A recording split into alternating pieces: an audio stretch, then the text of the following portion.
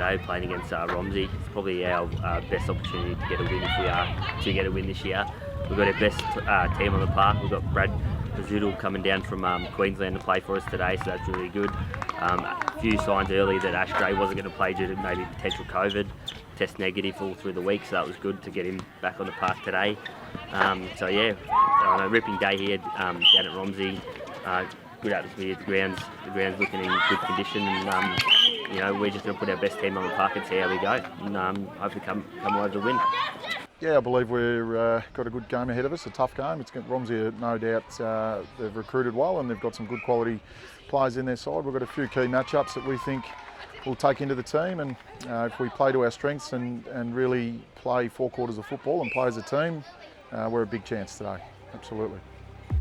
One thing I've noticed already is we are extremely flat, extremely flat. We need to be up and about for this game.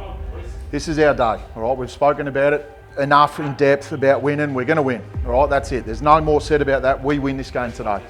Simple as that. What won't win the game is you being fucking lazy and not going when it's your turn to go. What won't win the game is undisciplined footy and people that aren't prepared to put their body on the line and get in and under and get it. There's 22 blokes in this room right now, and if all 22 play football as a team, we win. I use that cliche, we're a great team of footballers, now let's be a great football team. It couldn't be truer today. Make sure the minute that siren goes and that ball's in the air, we are on. We have to be on today. We get the first goal, we get the second goal, we put pressure on them, we allow them to drop their heads, they become undisciplined because that's what they think will suck us back into the game and give them some reward. We stay hard at the footy. The first prick that wants to put their head over the footy for them, we are fucking in and under. We are winning that footy. We've waited way too long for this. Today's our day. Today is our day. I'm telling you now, if we all believe, if 22 blokes on the field believe that today's our day, we will win this game.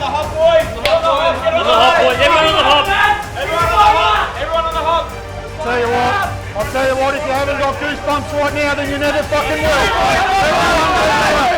Everyone get loud. Everyone under. Very tough. All the 1%ers. Everything that we work on throughout the fucking pre-season comes in today. All of it. Everything we've done over the last 2 years, today is our day. I want to know how it feels for Saxon to sing the song, The Only Bloke in the Circle. We're all in the middle because we're all new to the club. We all deserve to win here today. Let's go, every single one of us. Roll it over for 10, let's go.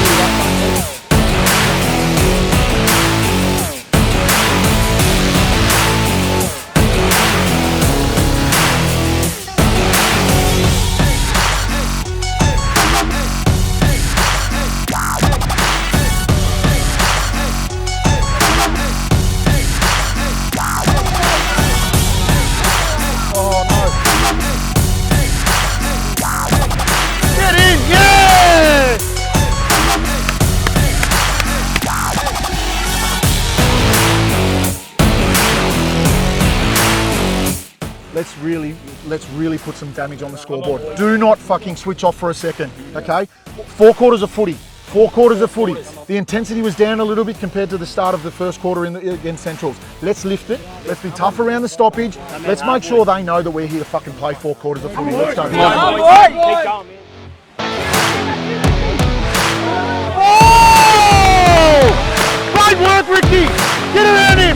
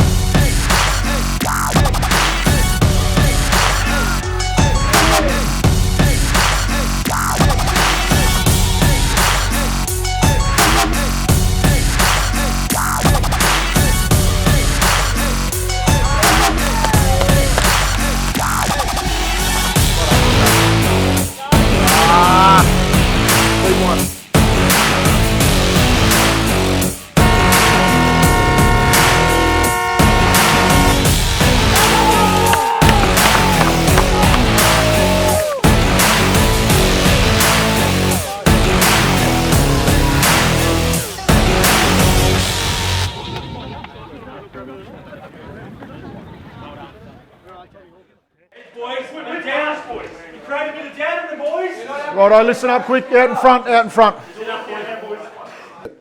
There's 9 points in this. It's the closest game we've been in a long time at half time. Let's take it. It's back to 0-all. It's back to solid intensity footy, in and under, hard at it, wanting the football more. Their heads, Crackers is dead right, their heads. The minute that goal went through, every single one of them dropped. Jedwab was walking off like he'd thrown his toys out of the cock, kicking the grass. He was not happy. But we give them respect. They'll come out, they're going to reset, they'll go again. But we go harder. Exactly, boys. I can guarantee you what their coach is saying right now. Yeah, they've given us 2 quarters, boys. That's all they got. They've got nothing left now. They'll come out, they'll drop everything. We'll just run all over them here. Fucking show them, we have 2 more quarters of football. We are the ones that are going to come off at 3/4 time in front. That is the key. Right now, we continue to put scoreboard pressure onto them. We continue to do all these 1% things and work for one another, protect one another. Let's move the ball by hand real quick, which we've been doing a fair bit of. But the minute we can, we must lower the eyes and find a target. All right? Find space. We get the footy, create space. Run. We need runners. Halfbacks push. Everyone push. Everyone work for one another. Okay? If we're flat-footed, we get nowhere. Okay, we must reset now. We must take it on. We must be strong again. We must fucking win. Come on, boys. Let's go. Let's go. This quarter's massive, lad. Bring him in. In there, take it in, let's go, come on. Get in. Hurry up. Get in. The old fucking queue in the rack trick. Is that what we do? Queue in the rack. 3rd quarter. Can't run it out. Soft as fucking butter. Every one of you. That is the piss poorest excuse of a quarter of football I've seen in my life. We're all pumped up at half time. We're ready to go. And we come out with fucking 18 passengers. Is that the label you want? Is it the label you want? No, boys. I'll tell you what, there'll be a rude awakening next week. A winnable game, and we dish up that shit. This is a winnable game still now. That's what we do now for 25 minutes in the next quarter. This is the stuff that we need to fix. Tackles, that hard intensity, that win in the footy, that wanting to be in and under. We've got 25 minutes of footy left, boys. I'm telling you now, what have we got to lose? We get the fucking win, boys. This is the scoring end. If they can just kick 6 or 7 goals in a quarter of footy, so can we. Believe in it. Believe in it. Hey, bring it in. Hey, up. I'm all good giving you a bit of a bake. Now fucking shove it down my throat. Fucking all right? let's go, Prove boys. to me in this last quarter that the bake that I just gave you, you probably didn't deserve. All right? But right now, that fucking football is soft. That is not us. The 2 quarters of footy that we played at the start deserved us to be in the game. Let's go, boys. Come on. We believe when we come down here that it's a winnable game, and you know we don't disbelieve that we can win games of footy. We always come down thinking the positive stuff. Yeah, We come down today thinking we're a massive chance. Come in here at half time, there's 2 goals in it. To then let them go out there and kick 9 goals or 10 goals or whatever it was, for us to kick 1, it's fucking disappointing. It's so disappointing. That's the only way you can put it out there. Yes, we struggle with a bit of fitness. That's probably the key thing that really lets us down. You know, I heard someone behind me at some point say, the next bloke that fucking whinges about not being, you know, they're cooked or whatever, fucking leave them out there. Well, number 1, it doesn't do anything for us. Number 2, he's dead right. Why are you cooked? Ask yourself that question. Why can't you run out 4 quarters of footy? I'll tell you why. Because we're lazy and we just think, I won't train on Tuesday or I won't train on Thursday, and I don't really care because they'll pick me anyway. Well, we'll see. We'll see this week. Do we get to train on Tuesday, Thursday this week and believe that we can take it to Lancefield next week? I'm the first one that has always said right from the word go that I take work and I take family commitments over footy. No worries at all. What I won't take is the lack of communication, the people that decide not to let me know that they can't make training, and the people that just continue to take the piss out of my leniency. Maybe I've got it wrong, I don't know. But I'll tell you one thing, for us to get better and for us to continue to improve every week, we must start taking this serious. For half a game there, we believed we were in the game. We weren't out of it at half time, were we? Far from it. We weren't out of it at quarter time against Melton. Far from it. We're right in amongst it. But what we do is we run out of legs, we drop our heads the minute we get a couple of consecutive goals kicked against us, and then we just go to shit and we look second rate and we start dropping our heads and we start getting angry, we start throwing our weight around and we start being undisciplined and we just give games away. That's the reality of it. From people that stand back and watch, that's the reality of it. I get how frustrating it can be for you blokes out there battling it out, doing your thing, and all of a sudden you're 10 goals down. I get how frustrating that can be. We've all been in, well, I've certainly been in that position a million times with the clubs that I've played for. But it's about working harder. It's about, righto, well, we've 2 quarters of footy. We played 1 last week, or last game, 2 this week. Can we put 3 or 4 together next week? How do we do that? Reset everything. You know, this game's done and dusted. We can't change anything about this. But what we can do is work on next week, what we do better, how can we fix things, have we got the right matchups, have we got the right balance of players in the right positions, all that sort of stuff. So if you want your spot in this side next week, I suggest you get to train on Tuesday, Thursday, and I suggest you put your fucking best foot forward because there's spots up for grabs. I'm telling you, there's at least 10 in this side right now.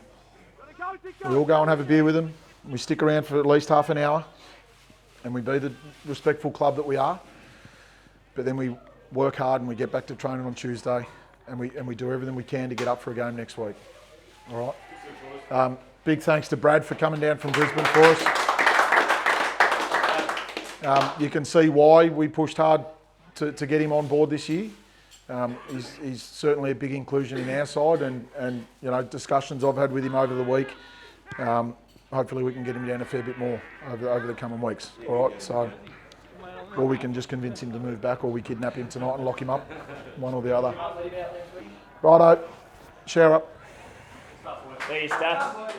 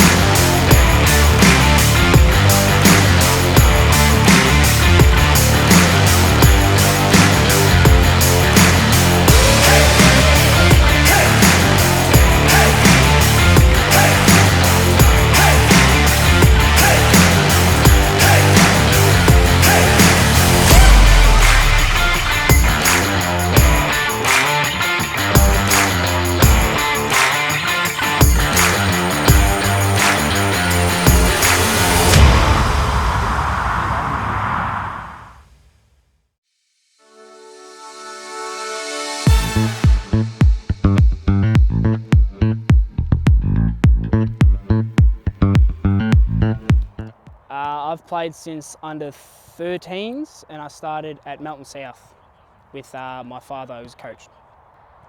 I started when I was 14, and I'll be honest, my captain at the moment was the team I was playing with at Melton South, and I've probably played for about 14 years.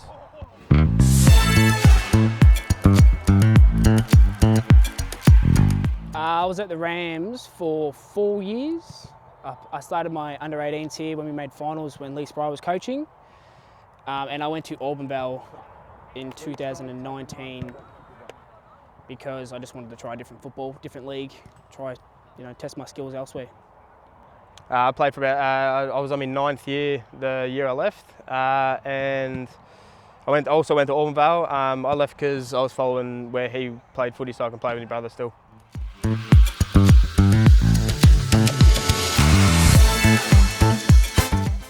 This has always been my favourite club. It feels like family at this club. I've always had a lot of love for Rockbank, and all my friends are here. It's a great club, good bunch of people, and it's very close to home. Yeah, pretty much what Ricky said. Also, I don't reckon I'll win a game without the Camerons, so... Nah, kidding. This has always been my home club. I've always thought about coming back here. When was a different story, but obviously it was a bit sooner than I thought. But I'm glad I come back, good bunch of boys. I'm glad to be here.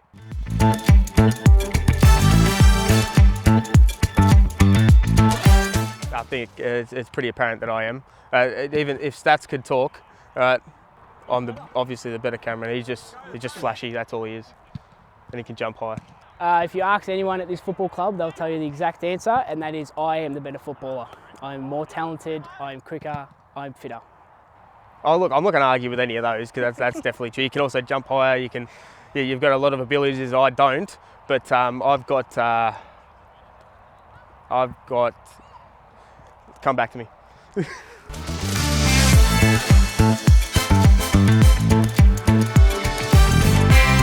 It's a massive game for the club. I reckon we can definitely win it. Like our first 2 quarters against Romsey were very, very solid. Even our first 2 quarters against Centrals were very solid, and they're a top 4 side. So we have the run when we need it.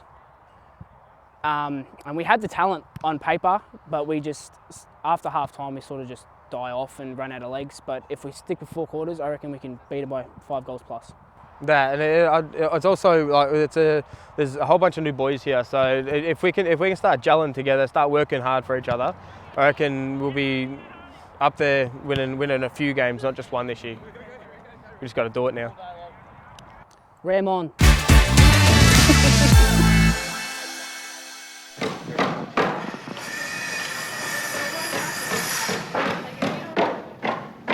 Up at Lancefield Park today.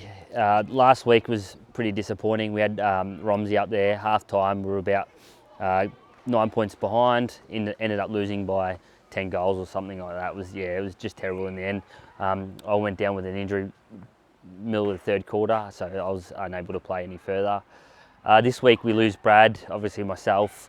No Aussie this week. We've got a few inclusions. We've got Joe Marlier coming up. Who else we got? We've got Mitchy Portaglue taking the reins as our captain today, so that's really good to see. I'm not too sure about Lancefield, but all we can hope for is give our best and go from there, and have a real good crack today at it, and see where it takes us.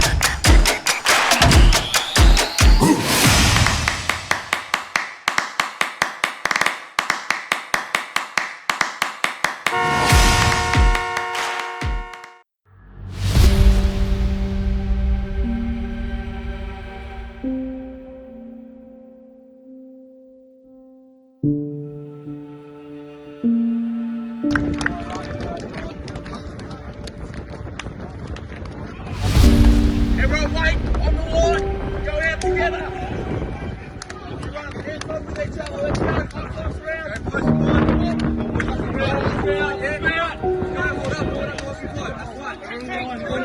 1 minute. Come on.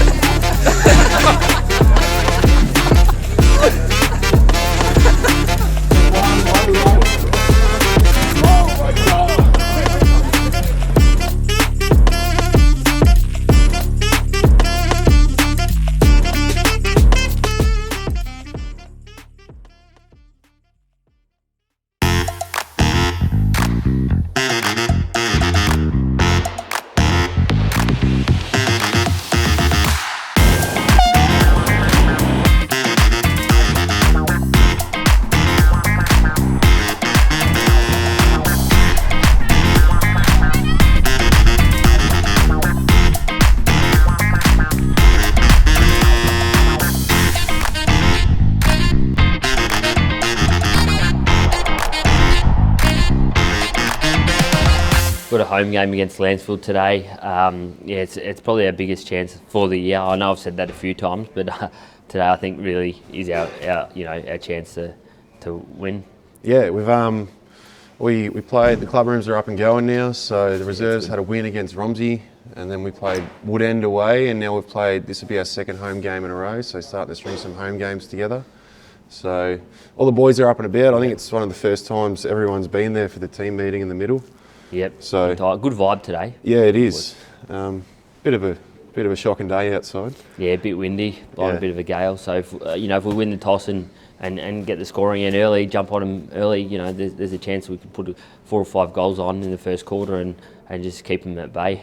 Yeah, got a few boys that are starting to play a few few games together now. There's sort of earlier in the year I noticed there's a lot of boys in and out of the team. Yeah. I think the last 3 or 4 weeks we've sort of played this sort of same similar guys. There's only maybe 1 or 2 swaps, so I think we're building some continuity in the side, and Absolutely. blokes are getting used to their spots, and I think finally we're starting to gel together. Gel. You know, we're up to round 14 now, I think it's something like that, and it's taken a long time, but a lot of us haven't played together before previously, so yeah, as Phil's saying, you know, we're starting to get that continuity of players coming together, and it's actually really exciting. Yeah. How many are you going to kick today? No, I won't kick any in the back line, mate. From the half-back line, not from the midfield? No. Not going to sneak down for one? No, I hope to be nowhere near the forward line, mate. Okay. I might have to talk to Marty, get me to swap from the back line to the forward line for a quarter, maybe with the wind. Yeah. I'll sneak one through. That's it.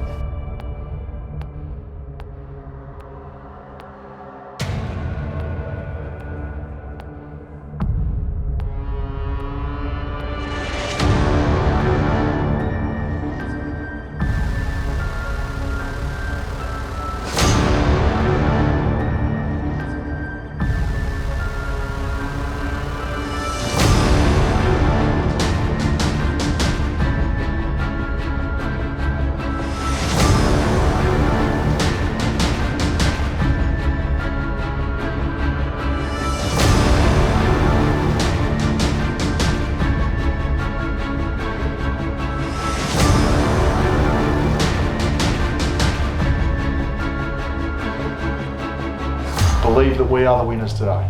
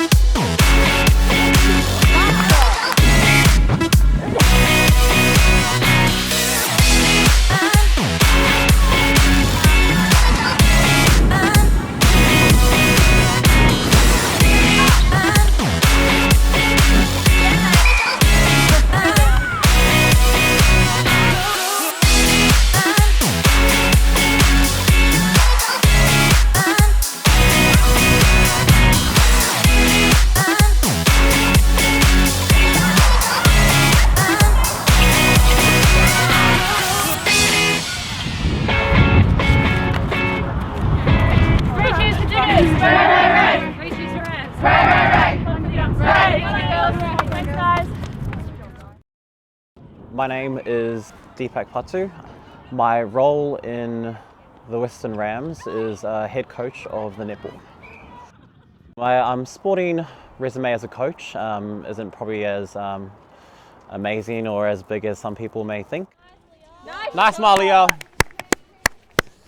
So I've been the assistant coach of the Opens women's grade in the Northern Gold Coast, on the Gold Coast. Also the Southport Carrara under 19s coach as well. So kind of really started my passion as a coach with a friend of mine, Victor Potaka. He's currently the Rubies coach on the Gold Coast for the Estate League. Really started going from there. Then yeah, that's my resume as a coach, but my playing resume is probably a little more bigger than it is the coaching. So I started playing when I was 10, playing boys netball actually in New Zealand, in Auckland.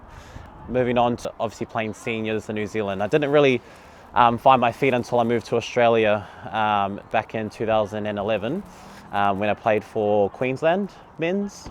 And then from then on, pretty much played under 23s, open men's. And then international level wise, I've been lucky enough to represent Australia in under 19s and also under 23s. I co-captained in our World Cup in South Africa for Oz. We took that one out actually, but that's not where my heart is. My heart is for New Zealand, playing for New Zealand. So I've currently representing New Zealand men's at the moment. So yeah, that's kind of my resume in netball. See how Jada's like letting her just go wherever she wants to go? Like when the ball's dead, like she needs to just like cut him off. So I've moved to Victoria from the Gold Coast a year and a half ago now. So I've pretty much been a season and a half. I've been fortunate enough to, I guess, be there as a coach with Western Rams. Just our angles to the ball. We're doing a lot of sideline to sideline drives where it should be, yeah, let's run sideline, but the ball, yeah, but our drive towards the ball needs to come towards the ball, okay? Let's go. Trigger, yeah? Hold that trigger a little bit longer, then pull it. Let's go. What brought me to the Rams was one of my close friends, Kari.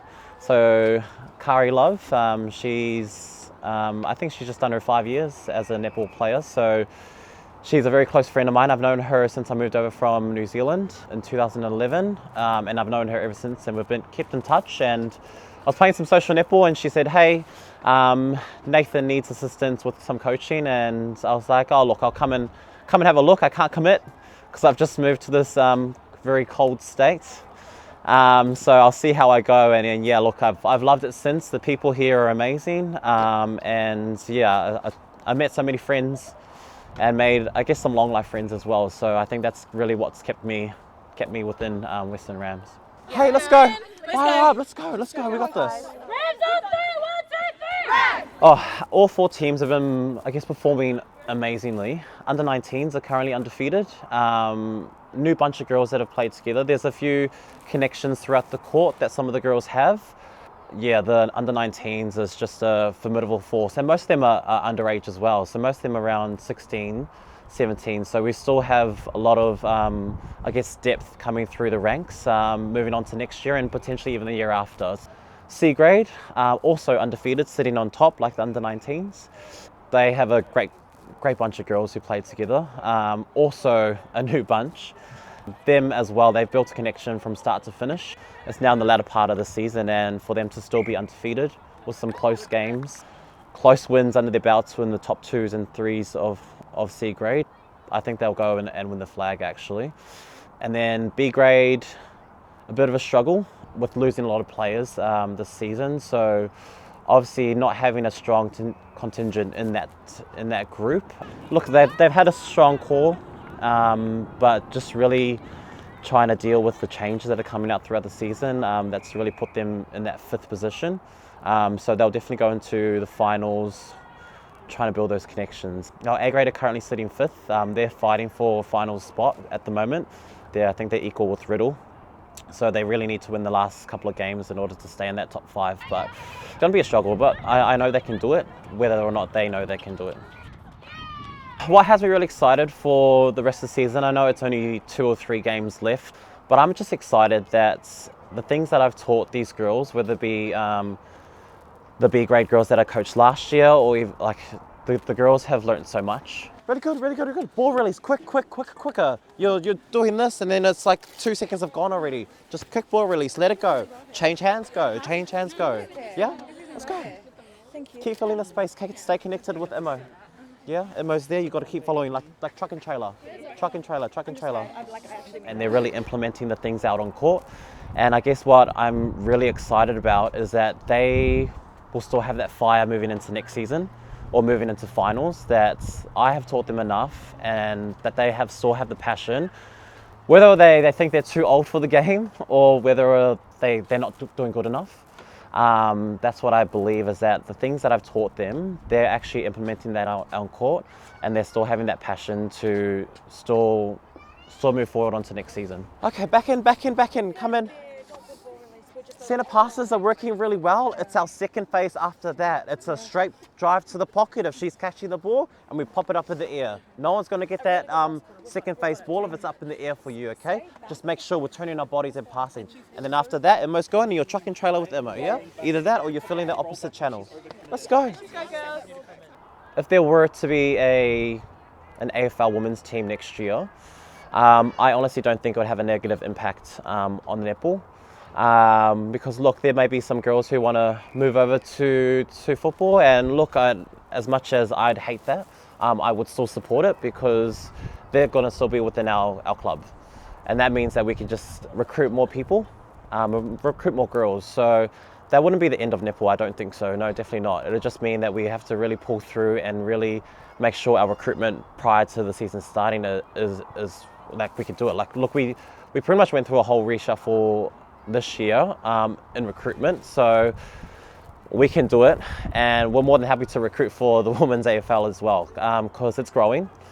Grassroots is kind of where it needs to start. We already have it in Grassroots, and we need to, I guess, maintain that focus, that where do the girls from Grassroots go? If they have nowhere to go, then that's unfortunate, and that's on us, that we need to make sure that we provide another pathway for those girls to come through. And if the Western Rams can do that, then I'll support that. Awesome job, guys. We're really proud about what performance you guys put out there. It was really good.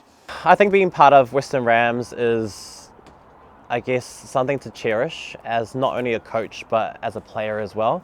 And even if you're helping out around the grounds as well.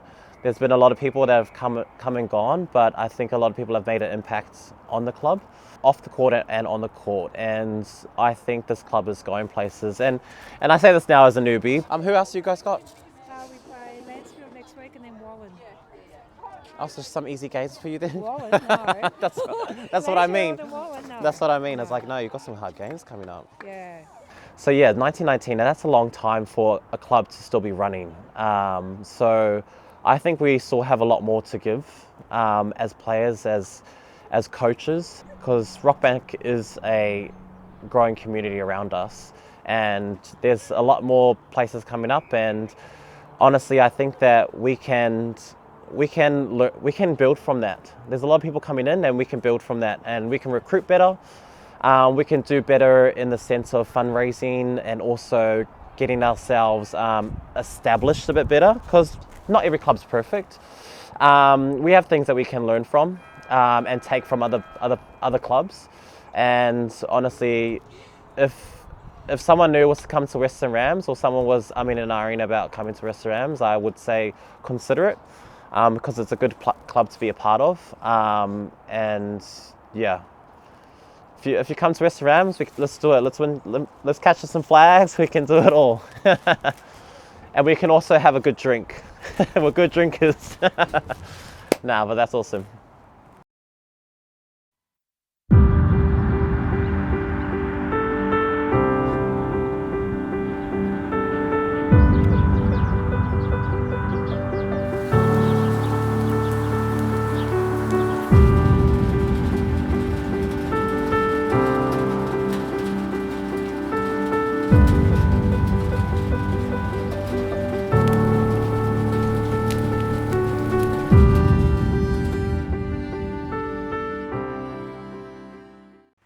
Life in Rockbank when I grew up was a lot different than it is today, and it was just above horse and cart days when I grew up, and I went to school at Rockbank, which was on the highway, and there was 16 in the school compared today to 300 in the school.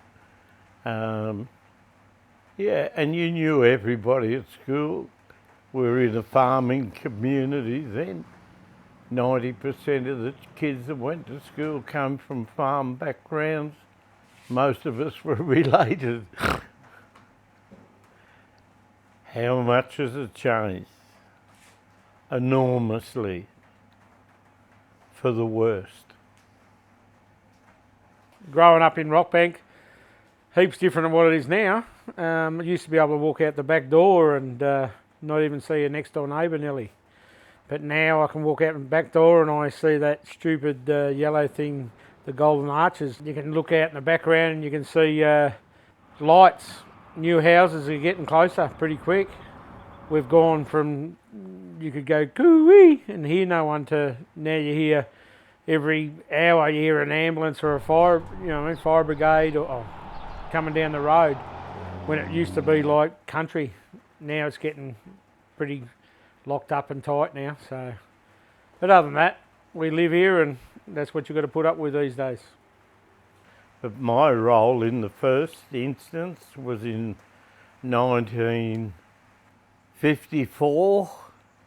I ran the boundary for the Rockbank Football Club, as it was called in those days, and we played in the Bacchus Marsh District Football League, which consisted of Bacchus Marsh, Darley, Mattingley, Melton, Rockbank and Ballan.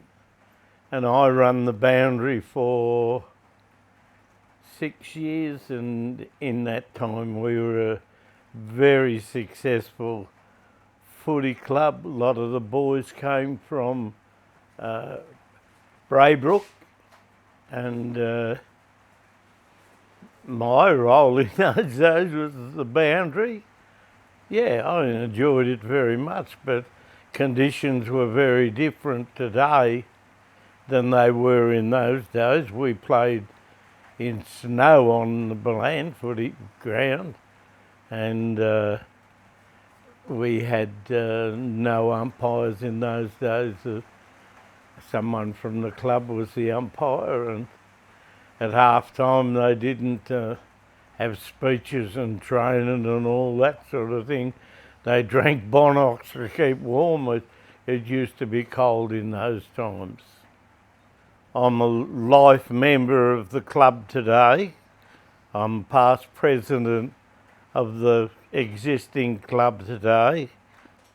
Yeah, my father's role was as a trainer, and his brother was another trainer, and their other brother was the president of the footy club, along with the photo, a big photo on the wall, which is my grandfather, who I never seen.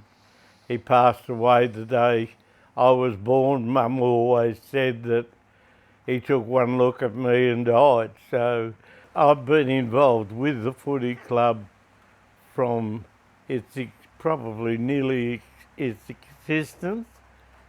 When it was in the early days, it was taken over to Truganina and then come back to Rockbank, and that's when I was sort of involved there in that group of photos on the wall. And we trained our footy on the Myers Flat at the back of the now university on Ballarat Road, Geelong Road Junction, which was the Footscray Tech School. And Myers Flat on the bottom was where we all went training once a week for 2 hours, and that was it.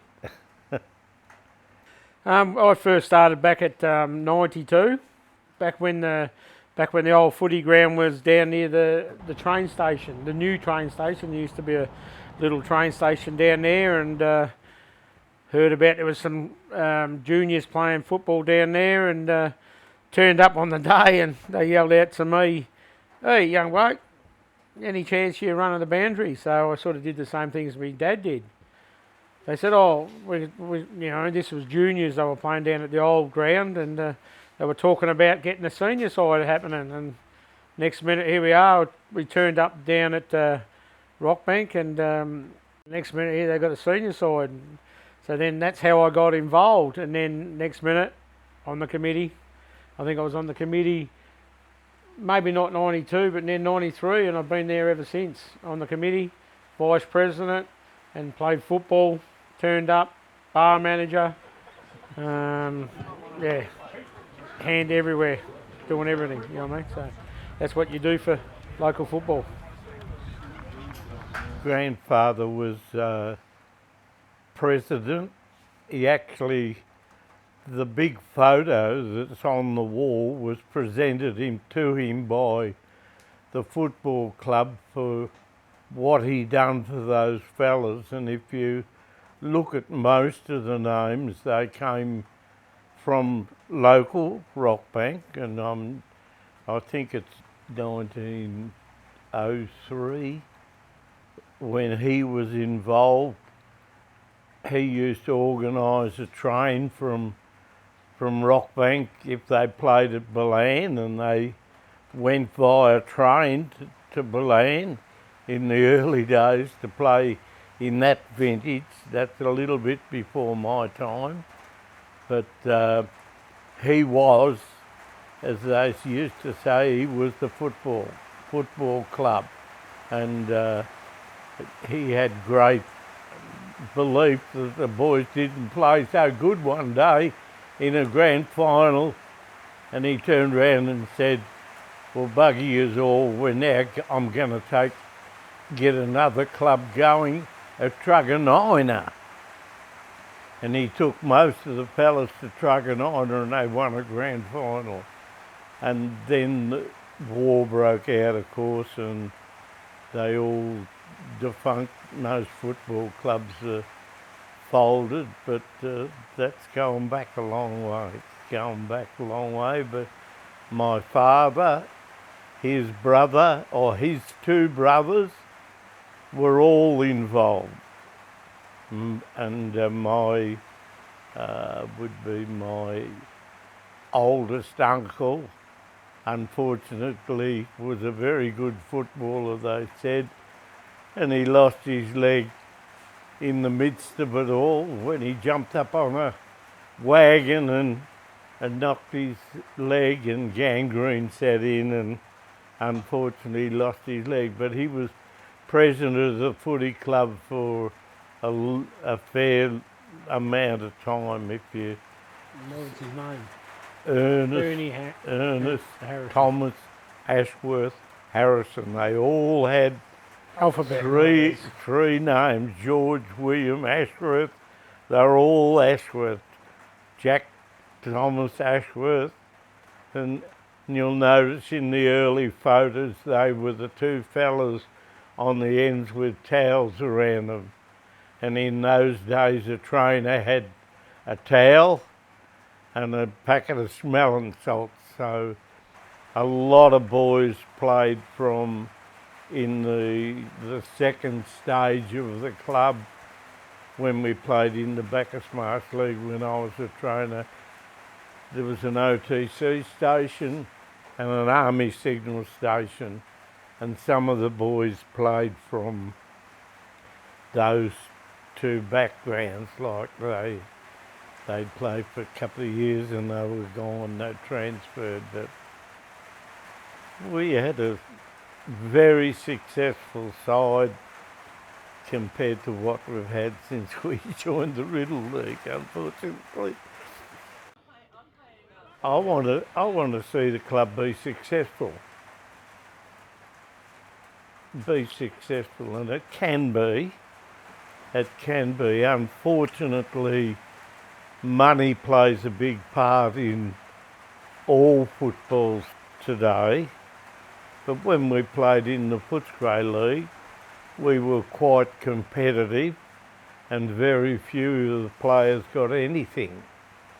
They played for Rockbank Football Club, not for themselves or for the money that was given at the end of the day. Yeah, so just, you know what I mean, like I've been around a long time and the club's, you know what I mean, we've been in Footscray League for a start, Western Region, or I think it was Footscray League back then. Now we've gone into the Riddle League now.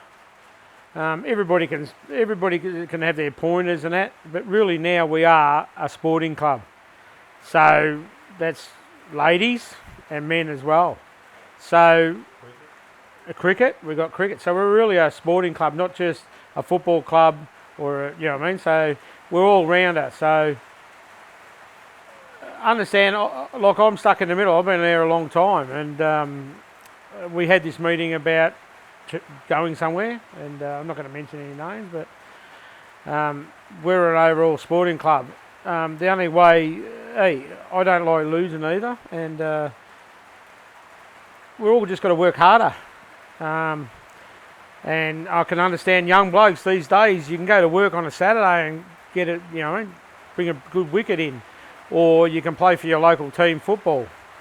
So I understand them, from when I used to play football, it's not the same anymore.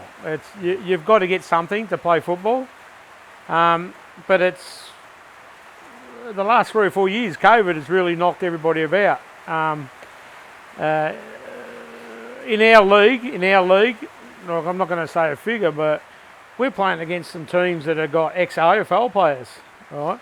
And with our crew that we've got playing football this year, give them credit. Hey, there's give us 4 or 5 more blokes in that team, and we'll shake some teams and be mid-range. You can always be down here, but one day when we get here, you know how happy I'll be. You know what I mean? Other than that, we're here tonight to talk about the football club. Like everybody can talk about my 30 years of Rockbank, vice president, and all that. But there's one bloke in the background, and I hope you know I can say this tonight. He takes a lot. Hey, every Saturday morning, people don't realise that I turn up at 8 o'clock in the morning. Guess who else is there? And it's going to be sad to me. He's not going to disappear either. I'm not going to mention anybody's name, but I probably will at the end. Done a lot of work around the club. It's probably the right time to say it. Smitty, thanks for all your hard work during the years, mate, and enjoy your new block and your new adventure. And make sure you turn up and help me out on Saturdays on home games. Other than that, the club will keep going. I understand people want to go here and people want to go there as well. And we just all got to work hard. You know what I mean? Just got to work hard on the committee. Hopefully a new committee, and yeah, everybody sticks at it. If everybody does their job, the club will move forward and go up. Maybe in the near future we'll gain more people from the new subdivisions. We got some young boys that play very good footy in the under 10s and 12s when they come through, which is a couple of years away. They're the sort of things that the club looks to the future, and I would have thought that in the last 18 months or so, or last season, that we would have picked up enough boys from the new clubs. But what'll happen? There'll be more football clubs will start up in the area, and then they all fight for the best players. And if you get a good young boy that comes through the background of the club, all it seems to happen is someone offers him a lot of money and he disappears, unfortunately. But we've had some very good footballers over the years, and we probably will have some more good footballers in in the future, but as long as they can stop around the club will become quite successful, I would imagine.